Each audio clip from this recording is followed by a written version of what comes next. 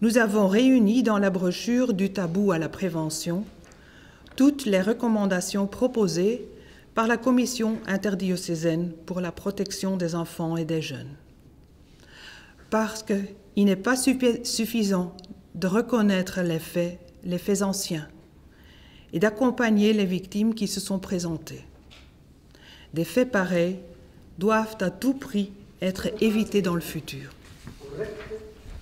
Cette brochure s'adresse d'abord à des acteurs pastoraux en contact avec les enfants et les jeunes. Elle s'adresse aussi pour sa deuxième partie aux parents d'enfants qui participent à toutes ces activités pour qu'eux aussi puissent être vigilants. C'est une brochure qui a été voulue lisible, accessible, pour que toute personne qui souhaiterait s'interpeller, qui souhaiterait avancer, faire quelque chose en la matière, puisse aussi en prendre connaissance. Cette brochure ne sera pas envoyée partout, elle est tirée, si je ne me trompe, à 9000 exemplaires, 5000 en néerlandais, 4000 en français. Tout parent ne doit pas l'avoir. Mais je pense que tout acteur pastoral doit pouvoir en disposer, la connaître et surtout, je pense, la travailler. Je pense qu'elle est là pour rassurer, elle est là pour construire, mais elle est d'abord là à ceux qui vont mettre en œuvre les travaux et les relations. Monseigneur Arpigny, les points de contact ont enregistré 286 dossiers en 2012, 37 dossiers en 2013, sans doute beaucoup moins dans les mois à venir et les années à venir. Est-ce que c'est le temps de l'apaisement et de la prévention surtout? Certainement, mais je pense qu'il y a encore des personnes qui désireraient se manifester. C'est ça que les points de contact restent ouverts. Il n'y a pas eu une clôture comme pour le centre d'arbitrage pour permettre justement à des personnes qui hésitent encore à pouvoir se manifester. Mais en même temps, il faut, comme vous dites, la prévention. Il ne faut pas que ces réalités se reproduisent ou que de nouveaux abuseurs se manifestent.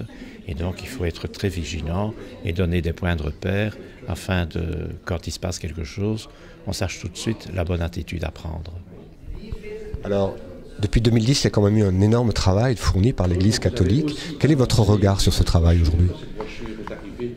Je ne vais pas dire que c'est un regard positif parce que ce sont des délits pour la justice, ce sont des choses horribles pour les gens, mais en même temps, la manière dont nous avons réagi, ça a été d'un côté grâce à tout ce qui a été dit dans les médias, d'un autre côté grâce au travail de la commission parlementaire qui a fait une proposition pour les cas prescrits, et ça a été un travail aussi de la part des évêques et des religieux pour, comme responsables, trouver une attitude nouvelle pour regarder, écouter les victimes.